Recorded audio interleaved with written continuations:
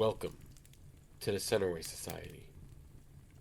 To the uninitiated, this is a show where we discuss, deliberate, and dissect the theories behind some of the world's most beloved movies. No film too obscure, no epic too large. We, the initiated, will watch and then bring to you what may or may not be the secrets behind the lens. Let's introduce the initiated. First, I would like to introduce one of our main contributors and the man who came up with the idea for this show. Ladies and gentlemen, Jordan. It was really a group effort, guys. We're all nerds. We want to talk about movies, but we don't want to talk about the good parts of the movies. Of course not. Why would we talk about the good parts of the movies?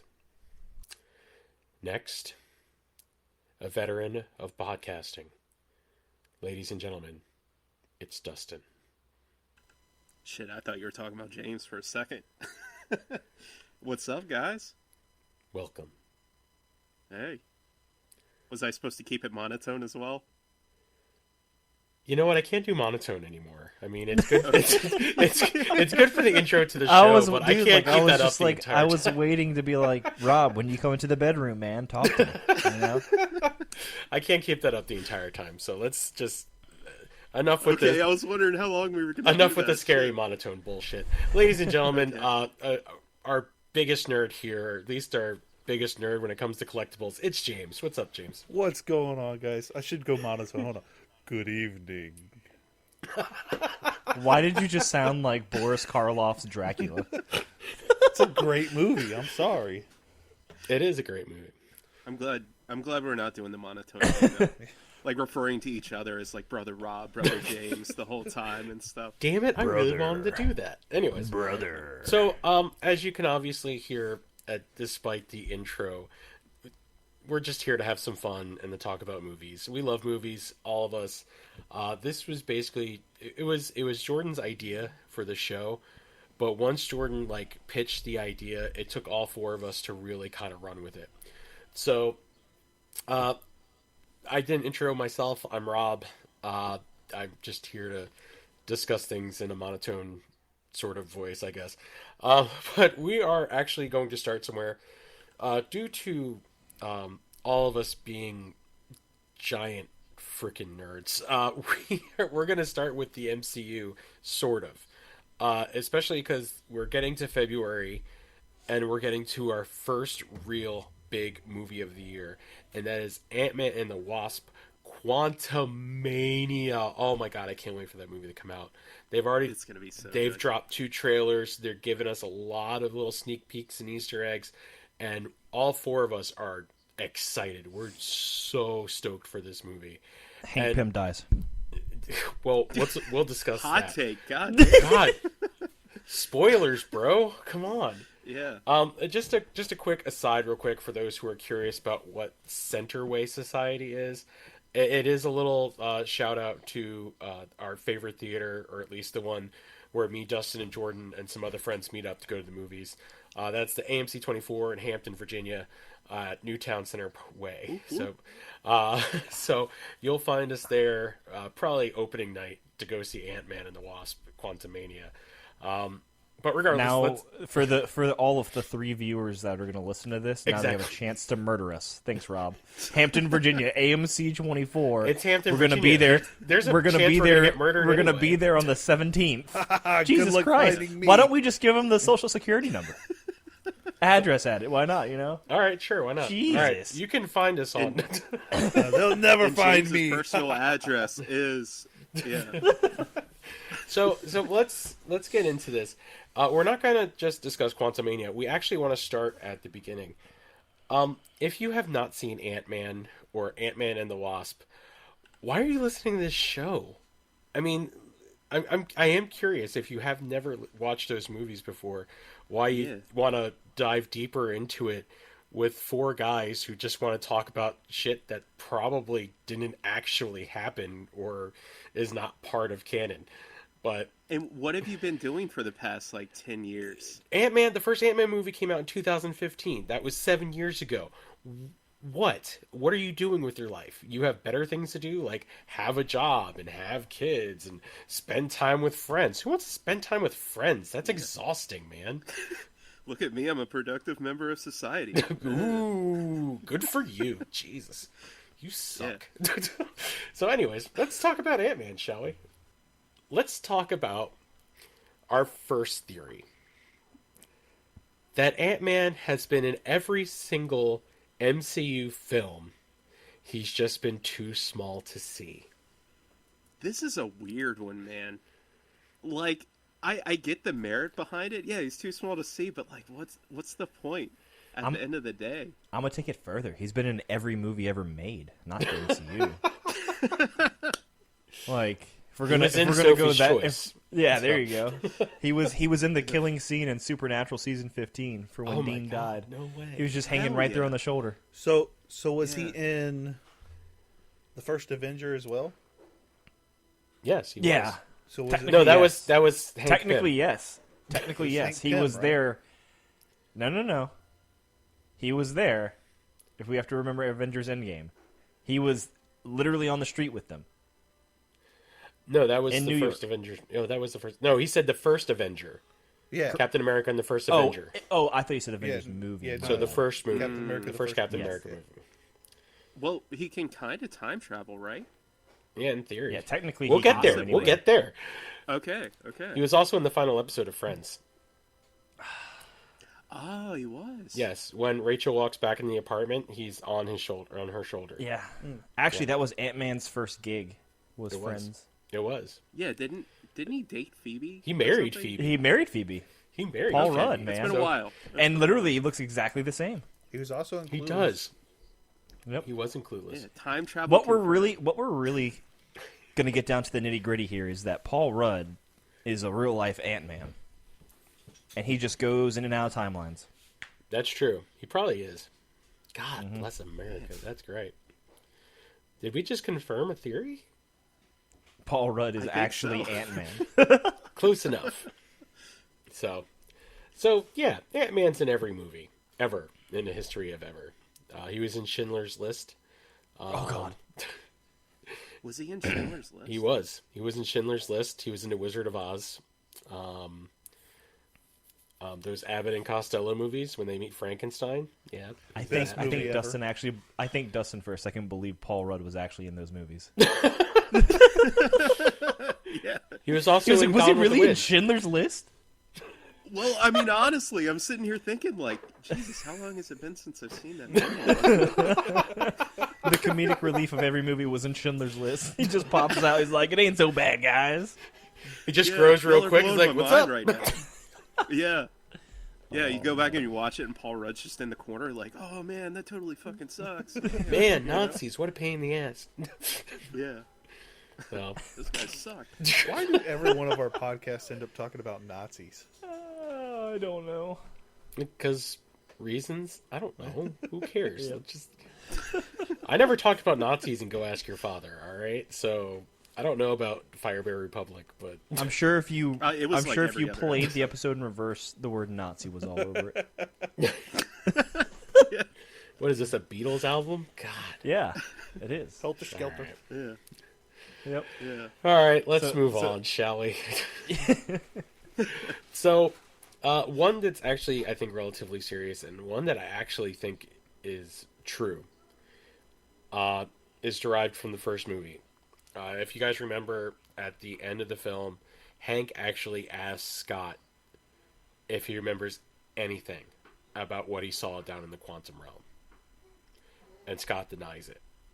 He doesn't remember anything. Like, it was just too much. I think That is an interesting. I think he lied. I think he remembers everything.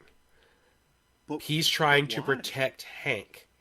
Because if he says, yes, I remember everything that happens, here, A, B, C, D, here's what I remember from the quantum realm, you know for a fact, and this actually happens in the next movie, that Hank would do everything he could to get to the quantum realm to save Janet.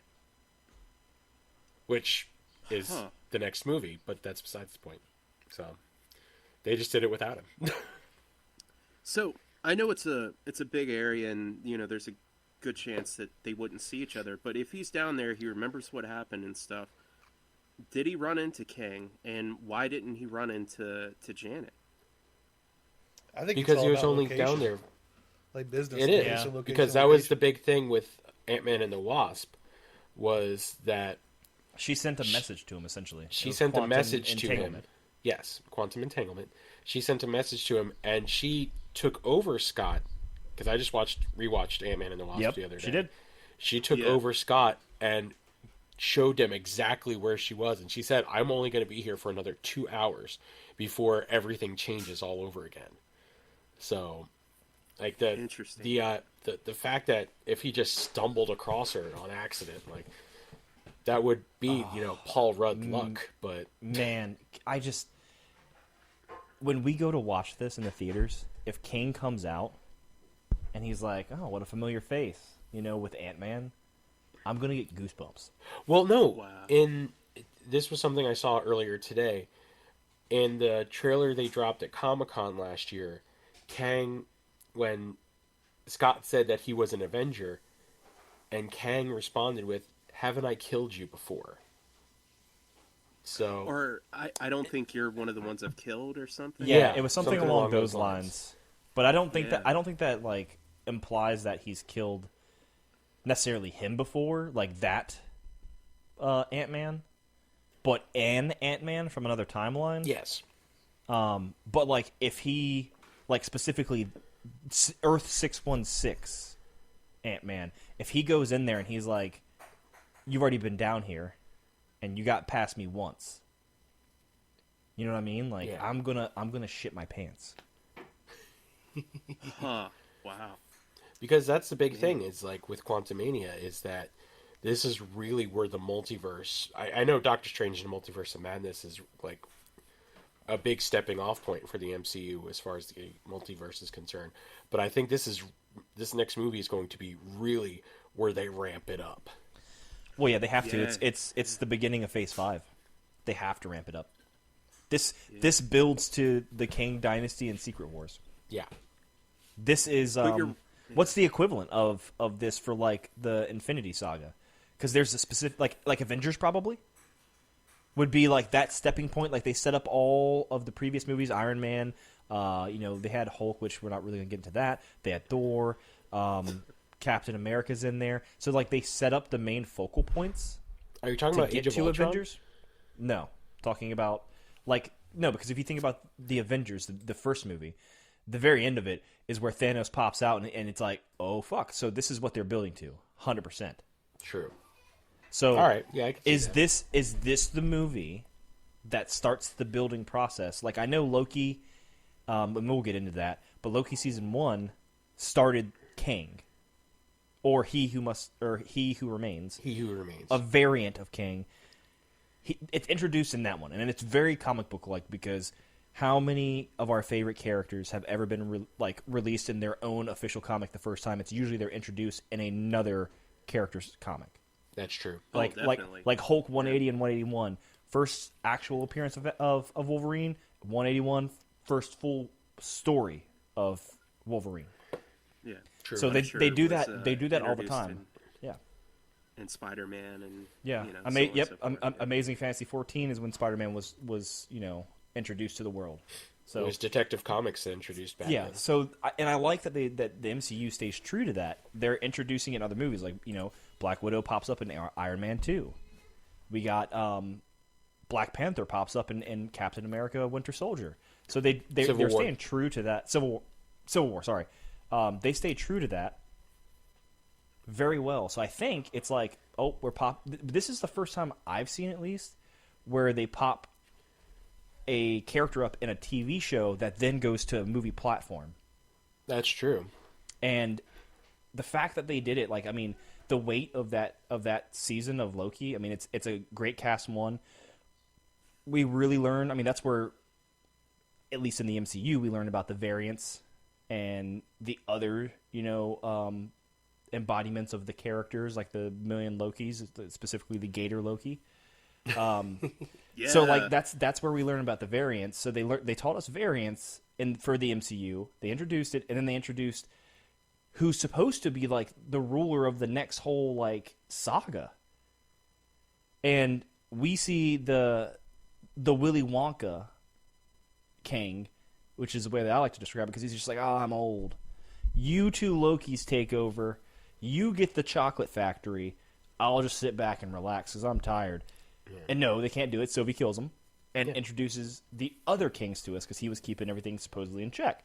So it's like the way they're sticking true to this, and then now this is going to be the next set-off for all of this. So do you guys think we're going to see a new character introduced besides like Cassie? Well, we're going to get to that later on. Because remember, we're trying to go in order here, Jordan. I don't know, but I'm you know what? Screw it. We're already there. We're too excited. Who cares? Who cares about order? Let's just talk. The seal. So here we go. Our next one, and one of the ones that may actually happen, the Fantastic Four make their debut in Quantumania. I know we saw Reed Richards in Doctor Strange in the Multiverse of Madness, but this is the first family of Marvel and Earth 616, their debut. Do we see the Fantastic Four? What a lot of theories have been suggesting is that they were studying quantum mechanics and the quantum realm and somehow got sucked into the quantum realm, and that's where their powers come from. I think it's very possible, and they have a very strong connection to Kang anyway. I mean, it's never been 100% confirmed, but Kang is a descendant of Reed. No, it's confirmed. Nathaniel Richards. It's like, yeah, Nathaniel Richards is Kang, and Reed Richards, it's like his great great grandpa or something like that. Something like that, yeah. Well, they're like 1,000 years removed or something like that. Yeah, he's a descendant of.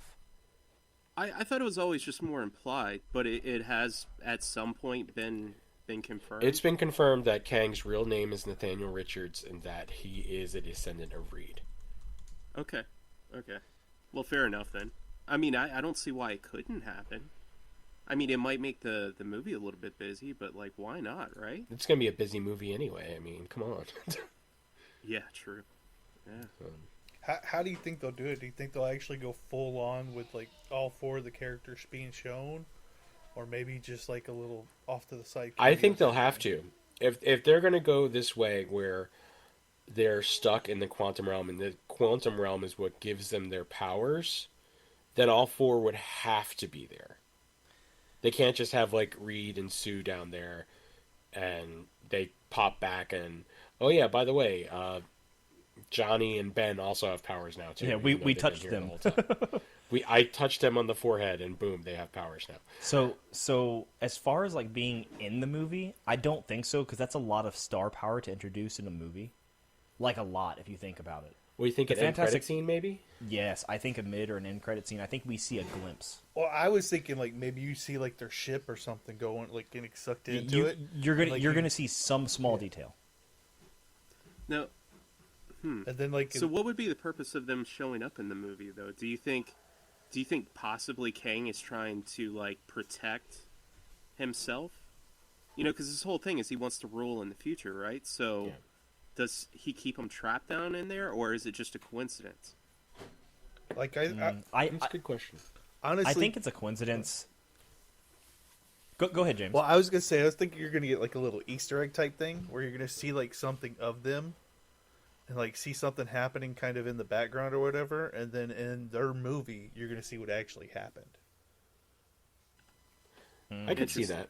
Like I said, like it's gonna be more of like an Easter egg or a mid or end credit scene. Yeah, it's not going to be full on in the movie. Otherwise, that would take over, and you don't want that for especially telling Scott's story down there.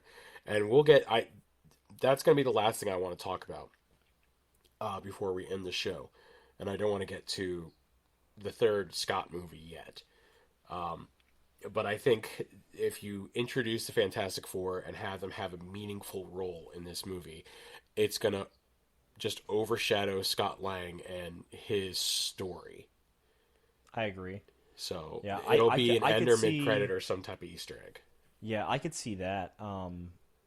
Not to mention, I know Fantastic Four is getting a debut movie too. Yeah, they are. They are. So, and then think about the way that like the MCU has been working on mid and end credit scenes recently. So, like, for instance, Thor: Love and Thunder. With Hercules, and like it's like Goldstein. Right. It really had no bearing. Like, honestly, I think most people thought that Zeus was dead. True. Truthfully, yeah. Yeah. Most people thought Zeus was dead, and then there's the credit scene, and it's like, oh, he's not dead. Oh shit, that's Hercules. It's like it's so left field. Like they threw a huge curveball out of nowhere to introduce a character. I could see them maybe doing that with this, or like I said, it being like their ship, or something that shows them being down there to some Well, they degree. did the same thing in Guardians of the Galaxy 2 with Adam Warlock. Yeah. And they did it with Eternals with what is Star Fox? Yeah. And Pip the Harry Troll Styles. and stuff. Yeah. Yep. Yeah, that was Pip that the was Troll. pretty Is it odd, Pip? I thought Not his name was Pip. not to mention it's also Blade, right? That was one of the other ones. Yes, because it was. It most likely Blade. Yeah. No, No, it was confirmed. It was Mahershala Ali. Yeah, it's supposed to be okay. Blade talking to Star Fox, right? Or No, whatever his name Blade is. talking to Black Knight. Black Knight. Sorry, Black Knight. My bad. Yeah. Um, John Harrington, yeah. the guy from yes, Game of the guy Thrones. from Game of Thrones. Kit. So Winter's always coming. So That was like real exciting for 15 people out there that were really excited about the Black Knight Yeah, we showing went. up in the MCU. Dustin and I think we went to see it when he was here last year. And we're like, oh, okay, That was it was really an okay movie, but then, like, they showed Yeah. that, and we're like, who do you think it was? It's like real, just kind of random. oh, it was definitely Blade. Yeah. So because I remember me and Jordan were talking about this, and I was like, no, it was Blade. I know it for a fact. It was Blade. So I like deep dived on that. But yeah, it was Mahershala Ali who was playing Blade in the new which movie. now may not be even a thing that comes off of that movie anymore because of how bad that movie's going. Sure. So just a quick sidebar, real quick. Does the MCU open up their checkbook? Does the mouse pay and get John Krasinski to be Reed Richards, or do they go with more of like an unknown? As much as I would love for John Krasinski to be Reed Richards, Mr. Fantastic, there's no fucking way that they're doing that. I think because it was a oh my god, because his wife Emily You want Blunt that pop. played his wife played didn't she play Sue Storm in the Fox one? No, Jessica No. Alba. Yeah. Well, there's two different Fox ones, right? No, the other one was just Cal, No, and I she think was- the other one was Alexandra Dadrigo. Maybe I was Yeah. wrong on that. Emily Blunt either has way. never been in a superhero movie. Oh no. that I'm Sorry. aware of. What I'm thinking of is they were talking about casting for like who would you want to cast as, and they were talking about Emily Blunt and John Krasinski as those two and have like the first like legit couple. That would be dope. I think it was 100% a fan service. Don't get me wrong, and I'm glad they did it because it was like, oh fuck, it's John Krasinski, He did a But good there's job. no, he did a great job for his 18 seconds on film.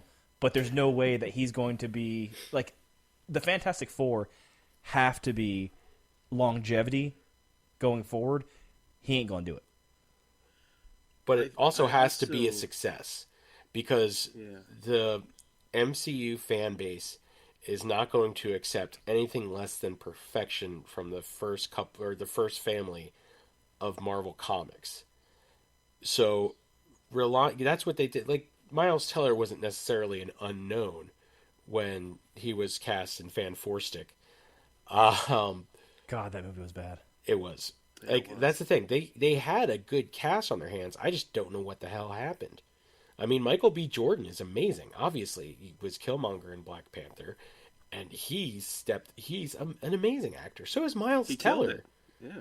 I mean, have you seen Whiplash? I mean, Miles Teller knows what he's doing. He was really good at Maverick. Top Gun Maverick. It was Fox tanking the IP. It sucks, but I they mean, but they that's pretty need much to been go. confirmed at this point, They need to right? go with proven draws. They need to go with proven actors, and who could deliver on film. So Now, I think they need I- to go with the more of like John Krasinski, Emily Blunt. Like if you want to go like Ben Grimm, more of an unknown, or Johnny Storm, more of an unknown, then yeah, you could do that and get away with it. But those two, and even if they go, I mean, they obviously go with Kang for the first movie if they want to, or,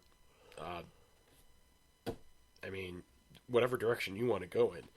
Like, they're going to have a proven draw to make this work. I don't think that they are above putting the money out there for both of them, but I don't know if this is a purposeful misdirection. But Emily Blunt has said on multiple occasions that she's not interested in doing those movies. How many of these actors have said before Disney got out their giant ass checkbook that they said they weren't interested?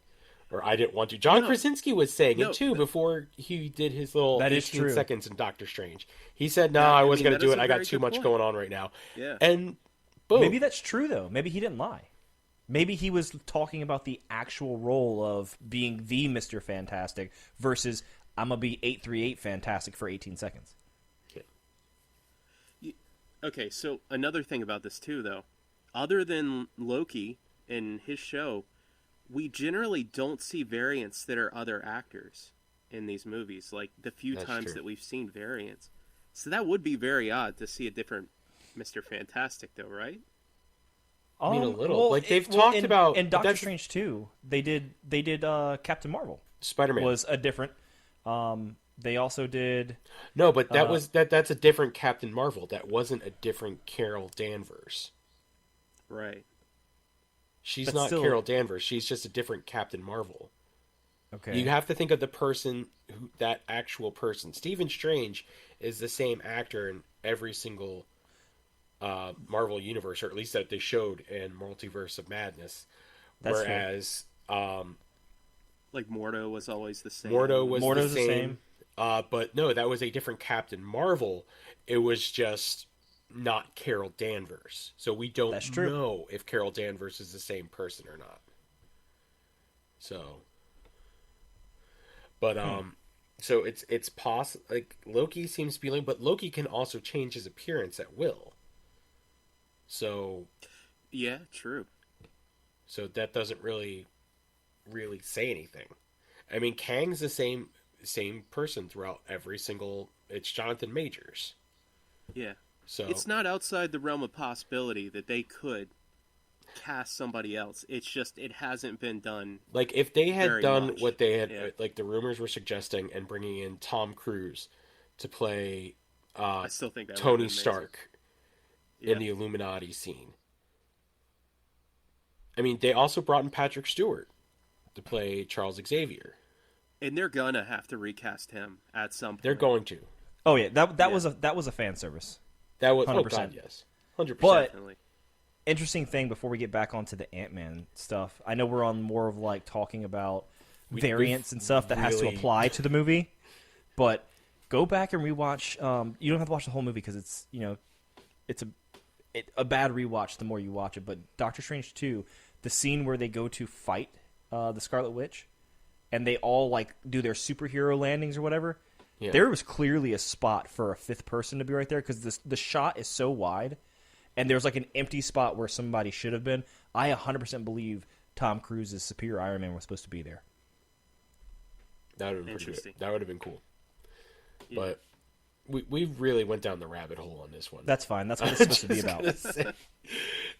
about. Ladies and gentlemen, those who are listening, to the uninitiated, this is probably going to happen a lot with us, especially when we get onto these shows where we're discussing movies that we truly feel passionate about.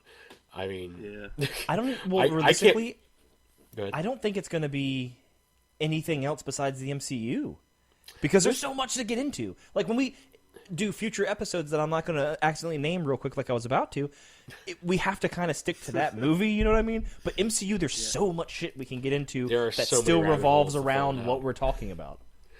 I can't wait to, like, when we get closer to May and we do a Guardians of the Galaxy episode. I know that's going to be fun. Spoiler there. Yeah. Just so you know, that's a third Guardians of the Galaxy movie, Rob. We'll get into that at the end. Because that is the last discussion I want to have. Yeah. So let's get into something around Endgame. Because I have two theories that I want to talk about as far as Endgame is concerned. And the first is that when Scott escapes the quantum realm, because for those who don't know, Ant-Man and the Wasp and the end credit scene, he goes into the quantum realm to collect particles to help heal Ghost. But then then snap happens. Thanos snaps. Yep. Hope, Janet, and Hank all dust. So Scott is stuck in the quantum realm for 5 years. But for him, it was 5 hours, right? Isn't that what he said? That's what he claims. That's what when he claims. He's talking to Natasha. Yeah. But is it really? Because if you look back at the first Ant-Man movie, Hank is very trusting of Scott. Like from the jump of that movie, Hank is like, this is our guy. What if Scott, before he ended up traveling 5 years in the future, traveled about 20 years in the past and met Hank Pym in the 90s? Got to know Hank a little bit. And that's why Hank zeroed in on Scott Lang to take up the Ant-Man suit. Because he knew that was the man that's supposed to take over from me. I actually really dig that. He claims right from the beginning that he knows him so well. He knows everything about him. Yeah. Yeah, he already knows him. That does make sense. I think it's a very real possibility. Yeah. But why he doesn't tell anyone, I don't know. I mean, that's all on Scott, what he decides.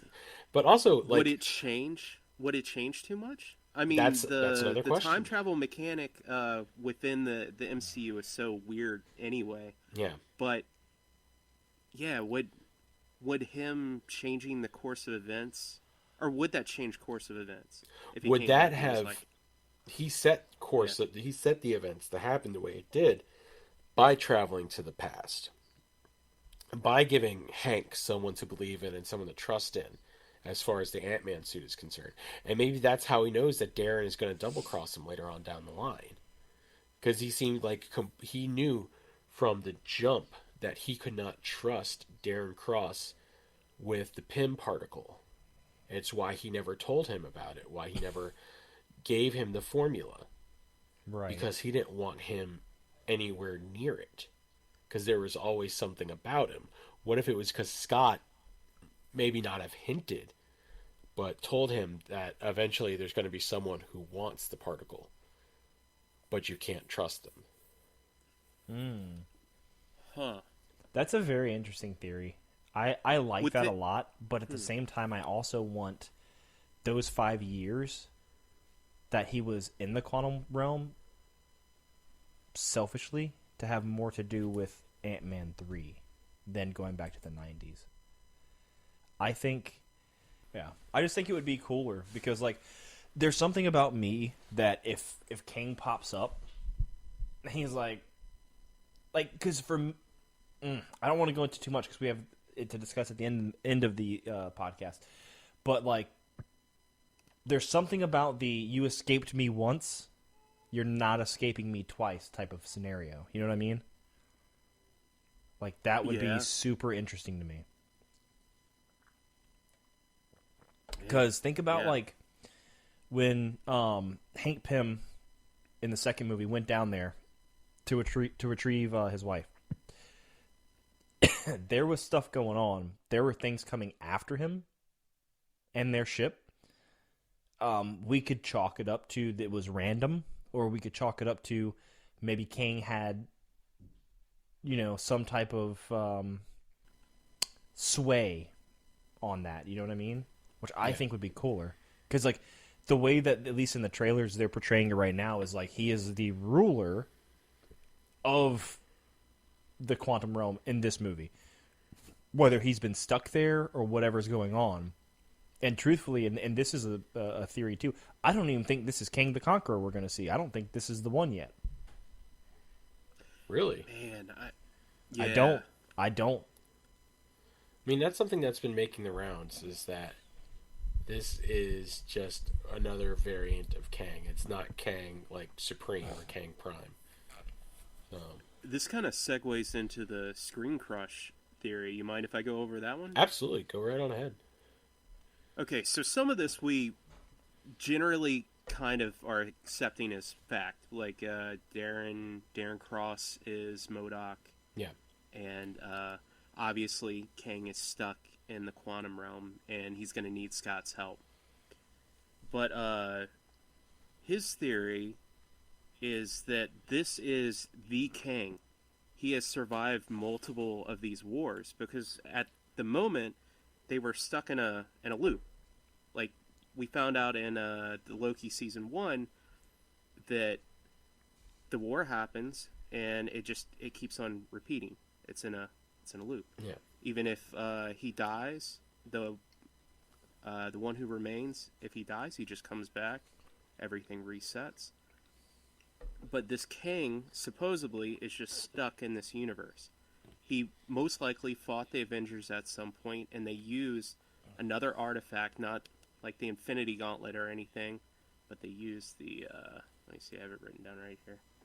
Most likely the Forever Crystal, which I'm not actually very familiar with, and bound him to this universe.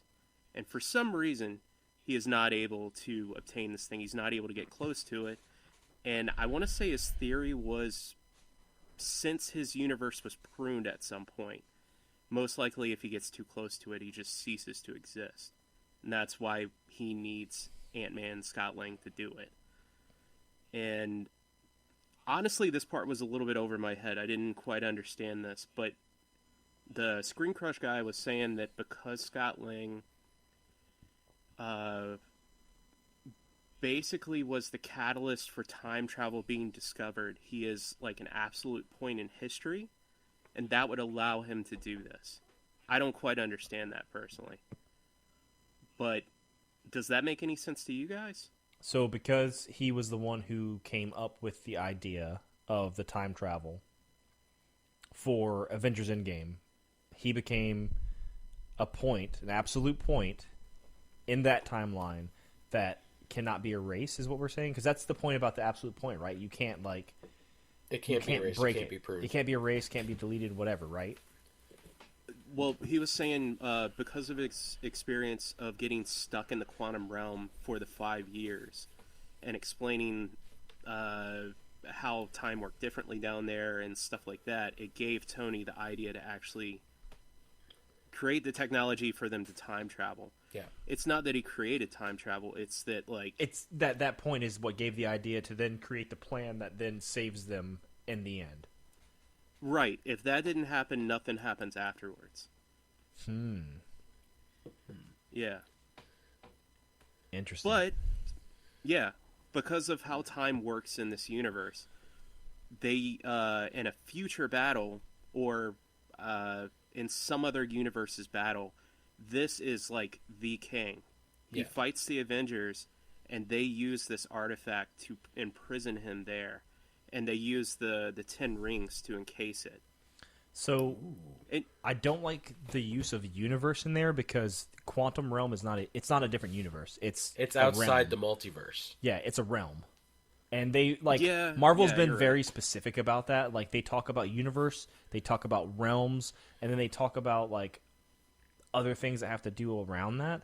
So, like, for instance, like, the 9 realms that with was Thor more and all on that. me than him. Yeah. You know. Right. Yeah. But something that's interesting to me, and I don't know if you guys have, like, read about the Fantastic Four movie, like when it's supposed to take place. Nope, not yet. It's supposed to take place in the 1960s. No. Oh, it really? They said that? Yes, that's the film's supposed to take place in the 1960s. What? Oh, wow. What if it was not the Avengers that did this to him, but the Fantastic Four? But the Fantastic Four, and that's what maybe their movies like. Their movie's going to be something along those lines, and then maybe I love that. But how cool would that be? Maybe he traveled to that point in time where he was like, if I take care of this, I'm not stuck in the loop. But then they actually get that's how he gets in the loop. The reason that is dope. Really cool. But then they get stuck in the quantum realm, and thus maybe and pop out in modern day. And maybe. Ooh. Now, does that mean that we're going to end up with the whole like fish out of water movie where the Fantastic Four show up? I don't think like, they'll do what that. What are these things? Cell phones? I don't think they'll Please, do that. God, no. No, they like I said earlier, they can't just go with hokey bullshit for the Fantastic Four. The greater MCU fan base would not accept that. I mean, they've stuck through. I mean, I thought the first Fantastic Four movie was pretty good. The one with I liked Chris it, Evans as Johnny Storm and Jessica Alba and Michael Chiklis as Ben Grimm. Dude, please God, let them in Secret Wars. If Fantastic Four is in it, let Chris Evans be Johnny Storm. And just fun. One of them, like one of the variants comes in and it's Chris Evans and you're like, fuck yeah. It's Captain America. Yeah. No, it's... But no. He's like, I can do this all day. Well, and you're like, wrong character. Yeah. Flame on. But the first one was okay. But Rise of the Silver Surfer, while I wholly support, wasn't it Lawrence Fishburne that did the voice of the Silver Surfer? Oh, I don't know. That's I never looked that up. Hold on. We're going to edit this part out because I'm looking it up on IMDb. Yeah, just a few moments later. Rise of the Silver no, Surfer. it was Doug Jones. It was Doug Jones? Yes.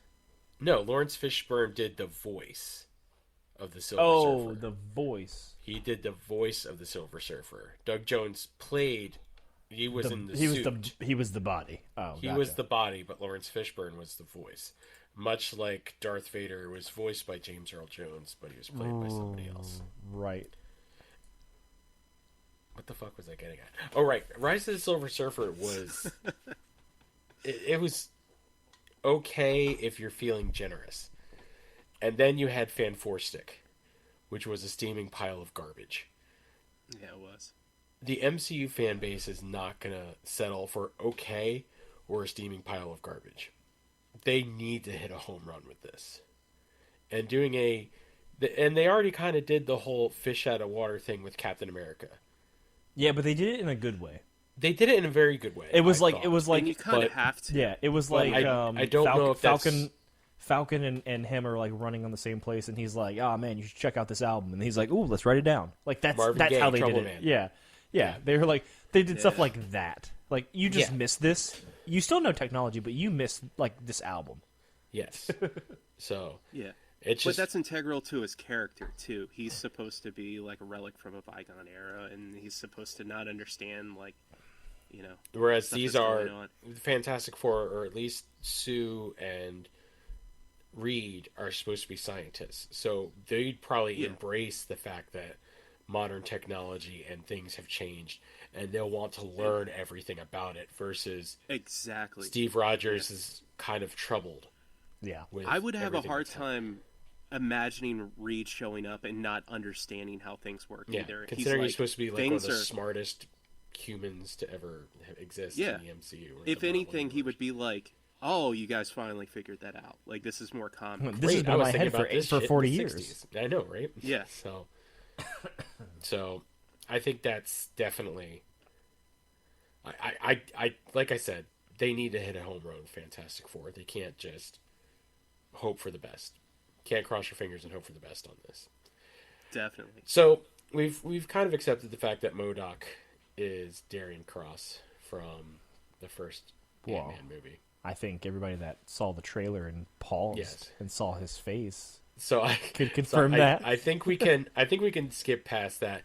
So there's really only two more points I want to really talk about, and the first is just one that I've read about today, and that Cassie Lang is working with Kang.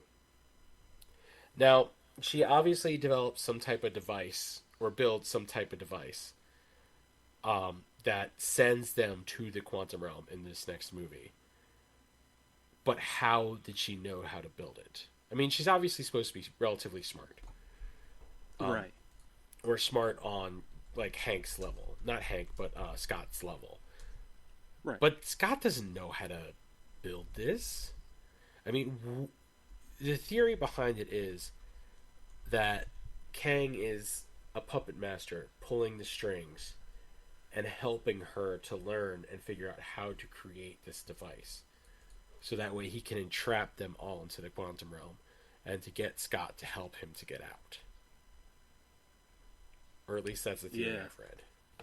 I don't know. It's a little odd that she's building it in the first place, too. Like, there is a precedence for it, that he gets trapped in the quantum realm, and it would be nice to always have a beacon, Yeah. you know, a place to come back to. But honestly, why? Are they really afraid that there's going to be another snap and everybody's going to disappear? But It seems like... But even in the Okay. trailer, it says that it's not a beacon to bring you home. It's sending messages to the quantum realm. Oh, yeah. Okay. So Yeah, interesting. Huh. So there's, oh man, I've seen a couple of things about this specifically. So obviously, like the main leading theory is that she built it so she could contact her dad in the quantum realm. yeah, But if you go to like the trailer and you watch it, she literally says that she builds this satellite because people still need help. Now, I don't know if in the trailer you guys saw like a lot of Kang's like empire and stuff, but there's the shining blue lights everywhere, which this is the same thing that this does. Like has that exact same look and glow to it, like to the exact hue. So, like, if somehow Kang like got to her, like we discussed earlier, where Janet gets to Scott Lang and sends a message, you know, and takes over his body. Like, it could be that. Maybe. Or maybe she was working with, like, another Kang who was, like, her age, who, like, kind of inspired her and was like, oh, man, if we did this, if we did this, if we did this, and that happened, I could see either one of those kind of going with that. But I would almost guarantee that she had to have some help from Kang to some degree. Someone that's playing in his corner. I could really see that.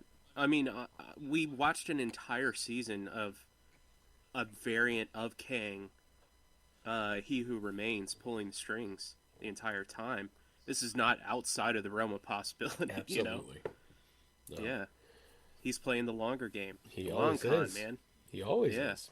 So I kind of want to get down to the end of the episode because I have a feeling that this last one is going to take a little while, and this is something that I really haven't seen anywhere.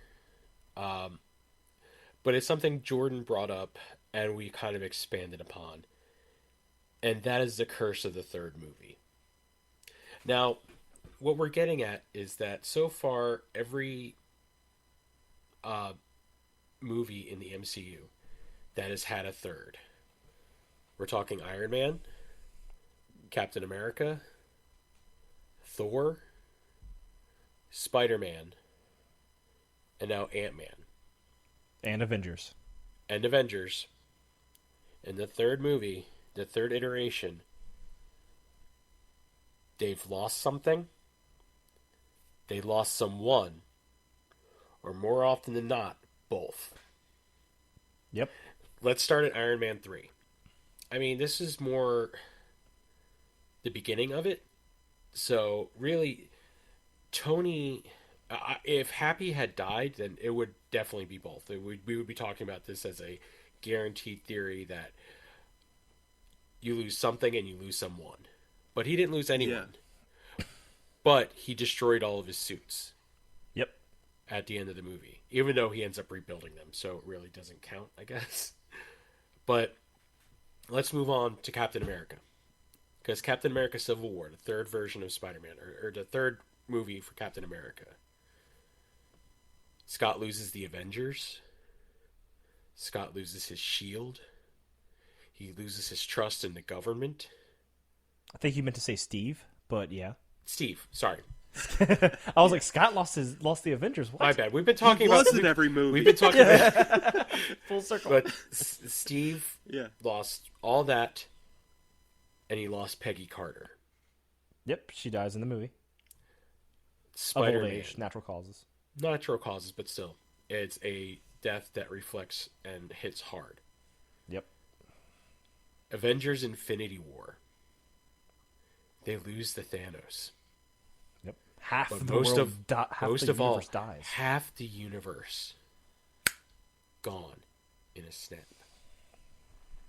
Yeah. Tony's face when Peter Parker dusts. If you don't even just a moment of choke up. Spider-Man loses Aunt May.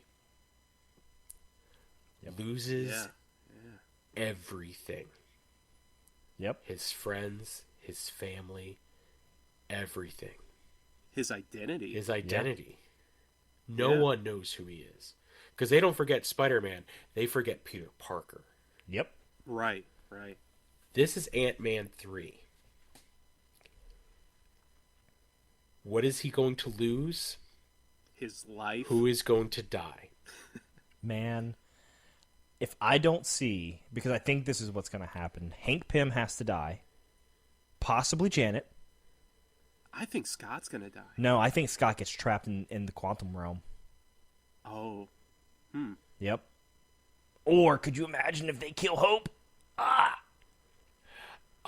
Man. Here's what I think. They're not going to kill Hope, are they? Honestly, No. if they killed Cassie, I'd be stoked. They're not going to kill Cassie. I wish they would. If they're gearing up for a Young Avengers movie, They are. they are not going to kill Cassie. I wish they Here's would. here's what I think. Yeah. I think Hank is dead. Hank is going to die. I think they are going to make it seem like Scott is dead. The end credit scene is going to be Cassie with the beacon, trying, even though she knows in her heart her dad is dead, trying to reach into the quantum realm just to hear her dad's voice one last time. And then right as it's about that end credit scene's about to end, you hear his voice. Oh, Tell me that would not crying be like a bitch. Tell me that would not be badass. And that sets Oh, up that'd be awesome. that would set up the Kang Dynasty, or at least part of the Kang Dynasty, where they have to go to the quantum realm to save Scott, because Scott knows how to defeat Kang. Because he already fucking lost once. He doesn't need to Wow. lose. They just need to both lose. Pow! Damn. Dude, Okay. So for just the peek behind the curtain, I have the majority of these theories written down, and I'm sharing my screen with the guys. But He literally made that last one up. I while made was that last talking one about up. Like, something. it just popped into my head like 5-10 minutes ago, and I was like, I can't forget this. I need to write this down right now. So I typed it out. But no, how badass of an end credit scene would that be? Oh, It would be amazing, man. But be I honestly think that he is going to lose Hank. Hank is going to die, and he is going to lose his family because he's going to get them to escape the quantum realm, and he is going to be stuck. Everyone's going to think he's dead, but he will be stuck in the quantum realm. Yep. I mean, think about the only other time we've had that moment. When everybody was in the fucking theater, and Captain America, Thor, and Iron Man were get their ass handed to them by 2014 Thanos, and then all of a sudden you hear on your left, and everybody was like, "What?" Dude, Everybody was the like, amount "What?" of applause, the amount is when the circles start forming My theater and everyone roared. shows up. My theater roared. Bro, that is the single. They spent 10 years building to that one scene. Because when did Cap ever say Avengers Assemble? Throughout that entire stretch of movies, when did he ever say it? He never said it before. He didn't. No, he only said it in that last scene. But they led to it in what was it? Was it Ultron or Civil War at the end, where he's like Avengers, and then he smiles, and then he's like he mouths to be a symbol, and then they cut the scene. That was Age of Ultron. That was the end of the movie. Yep. Because they were showing the new Avengers. That's right. That's right. Yep. So but he never actually said Avengers Assemble. Yep. They lead to it in that 10 years building to that one scene. Yep. I am like convinced of that. Like they did all of this just to build to that one moment where everyone is formed up and But see, ready to roll. that's the thing though. Like when you watch an Infinity War or you watch an Endgame, after you get done with that, and after you get done with that saga, the first question that I think every MCU fan should have is, where do we go from here? How do they top this level of story? How do they top everything that happens with it? And they've done so far. Like, the TV shows have been excellent. The movies after it have been, honestly, pretty damn good. Like, I was like, oh man, Spider-Man No Way Home, it's going to do bad. There's no way it does well. And then, really? Boom! Kills! Well, think of what it followed up, man.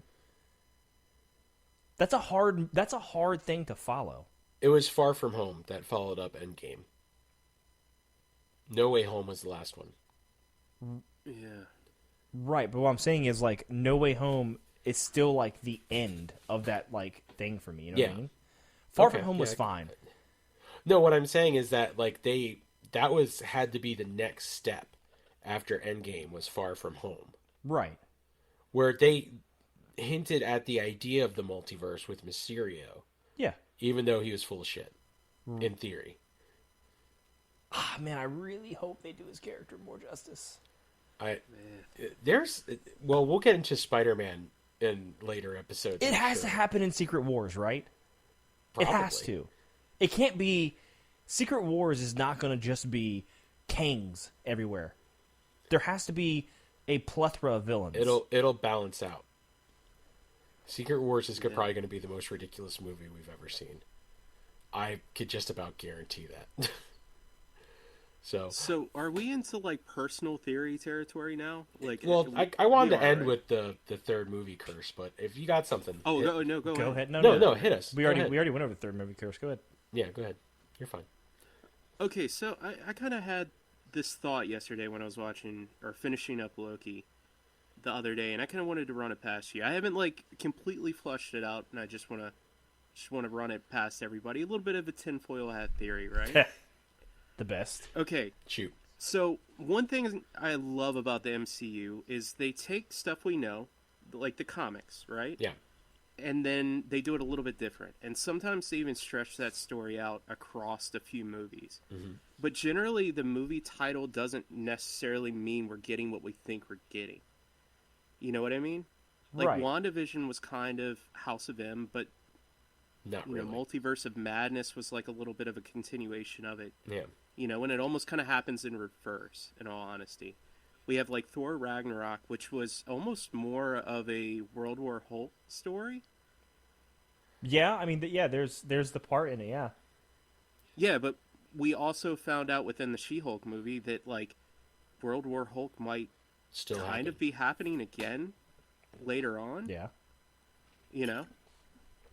So, I'm watching Loki season 1, and I'm getting to the end of it, and I'm realizing, okay, the whole universe is stuck in this time loop, and this is really the beginning of our next big arc. Like, Thanos was our last thing. Everything's culminating in the Infinity Stones having this big battle and then starting a new story, right? You can think of everything before that as, like, one big block. And then Loki is really at the beginning of this next big arc, right? And it ends with Loki murdering Kang. Well, Sylvie, specifically, right? Right. But a version of Loki. Right. How familiar are you guys with Norse mythology? I'm not, if I'm being honest. You're not? No, Norse mythology? What sets Only off... for what I've seen from Thor. Really? Yeah. Okay. Well, I'm Irish. Ragnarok was a fantastic movie, and I love that movie. But it really wasn't the apocalypse, man. Right? Ragnarok, the word means the requiem of the gods. And it starts off with Loki murdering Balder. What if, instead of Balder, what if it's Kang? What if this is the requiem of the gods, and Sylvie killing Kang is the culmination of everything, the end of all things? Ooh. What if everything that's happening now... That's heavy. Yeah, is Ragnarok. It sets into motion all the characters dying and being replaced. What if, like, especially introducing Hercules at the end of Thor: Love and Thunder, Hercules going after Thor. Yeah. And that's how Thor meets his end. Yeah, because Thor dies in Ragnarok. It's a guarantee. Yeah. And he's replaced by his son, in Norse mythology. But that seems like what they're setting up also, right? Like all these other Avengers coming in to take the places of the previous heroes. I'm not necessarily saying that it has to be like a 1-for-1 Ragnarok, but like, yeah, just like a general scope of everything that's happening. Real quick, now. who wants a theory fun fact? Oh, I love fun hit me. facts. Yep. So Bruce Banner from Avengers: Age of Ultron to Age of Ultron to Thor Ragnarok to Infinity War was 1 week for Bruce Banner. Oh shit! Not the Hulk. What? Not the Hulk. Bruce Banner. That's true, because when he got to oh god, what was the planet called? Sakaar. Sakaar. Yeah. Like or Hulk planet. took over. Yeah. So to him, Bruce Banner was gone. Hulk was taking over to protect Banner. Because this was a planet that was lawless, pretty much. Yep. So yeah, oh well, my god, the for Collector Bruce. kind of ruled, Yeah, but because here's the thing: the events of Infinity War, it wasn't like one day. There were multiple days that took place over. But from Age of Ultron is the last time you see Bruce Banner until the Hulk gets the shit kicked out of him, and then from Avengers: Age of Ultron to Infinity War, Bruce Banner would have been around for about. Or that time span from that movie to that for him is 1 week of time, and he was only like aware of Bruce Banner from Sakaar to Asgard for like maybe a couple hours at most. Yeah. And by the way, I know somebody's like screaming at the podcast right now. It's not the Collector. It's what was his name? Who? Grandmaster. The Grandmaster. Jeff Goldblum's character. Yeah. So. I know somebody's like, "Fuck you, dude." They did the Collector. You guys so don't dirty. know shit. I wish they would have done the Collector a little better too, but it's fine. Well, I don't though. think you're gonna see the end of the Collector. I think he's gonna pop back up eventually. I know like Thanos killed him in Infinity War, but I think they're gonna find a way to bring him back. Yeah. Then again, if you watch Guardians of the Galaxy, the holiday special, yeah, maybe not. Who knows? Yeah. Aren't they kind of like I forget how this works in the comics? Aren't they like a constant in the universe? Like even if that one doesn't exist, yes, they're like there has to be a Collector. I think so. Right, because Galactus kind of fills that role, right? He devours worlds or something. He's like a constant that has to exist. Yeah. I don't know. Oh my god, how do we get to Galactus? That's what I can't wait for. So we started with Ant-Man being in every movie ever. Avengers. We're ending with Galactus. Avengers. Glory of No of idea Galactus how we got here. 2033. But here we are. So, all right, I'm going to call it an episode, guys. So, thank you to everyone who's spent the last hour listening to us ramble from all things. It's been a lot Ant-Man. of rambles. We went down a lot of rabbit holes, and honestly, you could probably expect that from this show. I think we could have kept going. We probably could have, but I do need to go to bed at some point. I can do this all day. Yeah, I don't need sleep. I need answers. I can do this all day. Come on, from Hawkeye, the musical episode. Yep. Yeah. Oh, that was so Anyways, good. so good. All right, guys. Who knows what we're gonna do next? Could be a Marvel movie. Could be a random ass movie that you wouldn't think of. Could be a musical. I mean, we've got ideas, and trust me, we will get to them. So, on behalf of all of us here, the initiated of the Centery Society, we appreciate you listening in, and we will see you next time. See you.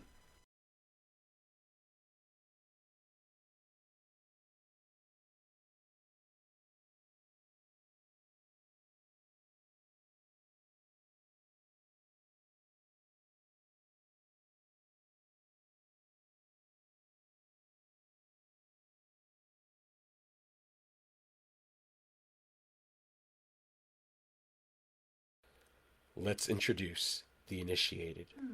I don't know that. Fuck you, Alexa. That was really good. That was really good, man. I might cut a little bit of that down, just because it did get a little long. I tripped over my own self. Like I was repeating myself, just using. Well, words. there's a good section of that's perfect and could just end where it needed to end at. You went just a little long, so that's honestly that's fine. Let's just let's intro now to the rest. Okay. 4 minutes. I'll do the intro.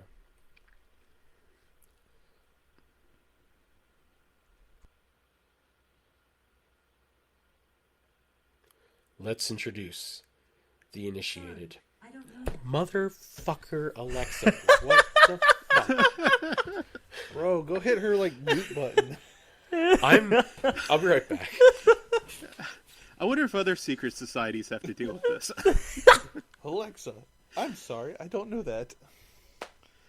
The fucking yeah. Alexa, shelf on. That I can help you order everyday items.